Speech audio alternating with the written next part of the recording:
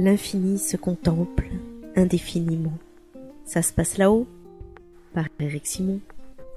Cela fait maintenant 12 ans que la sonde Cassini enregistre des données en orbite autour de Saturne. Parmi ses nombreux instruments, la sonde possède un analyseur de grains de poussière qui en a détecté des millions, pour la grande majorité d'entre eux, faits de glace. Mais parmi tous ces grains, il y en a 36 qui sont très différents des autres. Le Cosmic Dust Analyzer, CDA, de Cassini, a permis d'analyser la composition chimique de ces 36 grains.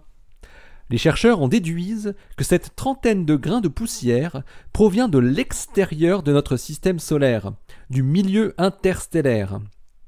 Ce n'est pas une première, car les sondes Ulysse dans les années 90, puis Galileo 10 ans plus tard et Stardust en 2014 avaient déjà trouvé quelques grains de poussière du même type. Ces grains de poussière proviennent du nuage interstellaire local, une bulle de gaz et de poussière que le système solaire et son cortège de planètes est en train de traverser.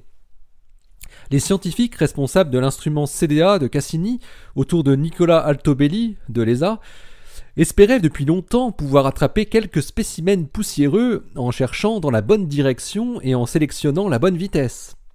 La traque s'est déroulée depuis le début de la mission et CDA a capturé en moyenne quelques grains interstellaires par an ayant une grande vitesse et montrant une direction très différente de celle des nombreux autres grains de poussière saturniens. Ces grains de poussière ont une vitesse si importante, 72 000 km/h, qu'ils ne peuvent pas être capturés ni par l'attraction gravitationnelle de Saturne, ni par celle du Soleil. Alors que les sondes précédentes n'avaient que détecté la présence de ces grains très rapides, la nouveauté apportée par Cassini est qu'elle a pu effectuer leur analyse chimique. Ces grains ne sont pas constitués de glace, mais d'un mélange de minéraux particuliers et sont étonnamment similaires entre eux. On y trouve les composants des roches, magnésium, silicium, fer, calcium et oxygène, sous la forme de silicates riches en magnésium avec des inclusions ferreuses. L'équipe de Nicola Altobelli montre dans son article publié dans Science, en revanche, que des éléments plus réactifs comme le carbone ou le soufre sont moins abondants que la moyenne estimée du nuage local. La grande similitude dans la composition de ces 36 grains de poussière est inattendue. En effet, cette matière provenant d'explosions d'étoiles, et le type d'étoiles pouvant être assez divers, les chercheurs s'attendaient à trouver des compositions chimiques variées. Une autre surprise est que ces grains ne semblent pas aussi vieux et primitifs que ceux que l'on peut trouver dans des météorites anciennes.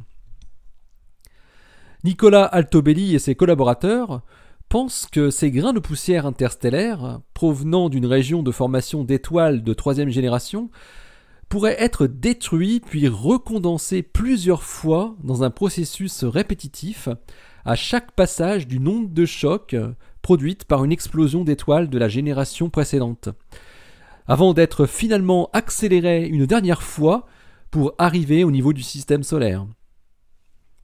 Nicola Altobelli précise « La longue durée de la mission Cassini nous a permis de l'utiliser comme un observatoire de micrométéorites, nous donnant un accès privilégié à la poussière de l'extérieur du système solaire qui aurait été inaccessible autrement. » La mission Cassini se poursuit pour encore une bonne année autour de la Belle aux Anneaux et qui sait avec peut-être l'analyse de quelques nouveaux petits grains de poussière venus de loin. L'article de Nicola Altobelli et ses collaborateurs est paru dans Science le 15 avril 2016 dans le volume 352. Il a pour titre Flux and Composition of Interstellar Dust at Saturn from Cassini's Cosmic Dust Analyzer.